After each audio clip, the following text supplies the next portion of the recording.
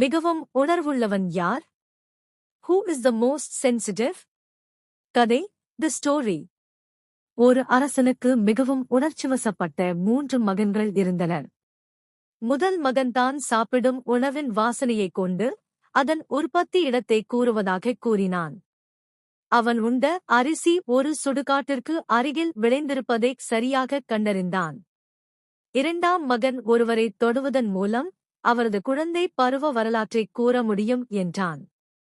ஒரு பணிப்பெண்ணுக்கு இளமையில் ஆட்டுப்பால் கொடுக்கப்பட்டதால் அவளுக்கு ஆட்டு மணம் வீசுவதாகக் கூறி அவளை விலக்கினான். மூன்றாம் மகன் தான் படுத்திருக்கும் மெத்தையின் கீழ் ஒரு முடி, நெல் தானியம் அல்லது பட்டாணி இருந்தாலும் தன்னால் தூங்க முடியாது என்று கூறினான். 7 மெத்தைகள் போட்டிருந்த படுக்கையில் படுத்த அவன் தன் தோளில் சிவப்பு தழும்போடு எழுந்தான். ஆராய்ந்தபோது 7வது மெத்தையின் அடியில் ஒரேயொரு முடி இருந்தது கண்டறியப்பட்டது. கேள்வி தி கொஸ்டின். இந்த 3 மகன்களில் யார் மிகவும் உணர்வுள்ளவன், நுட்பமானவன்? பதில் தி ஆன்சர்.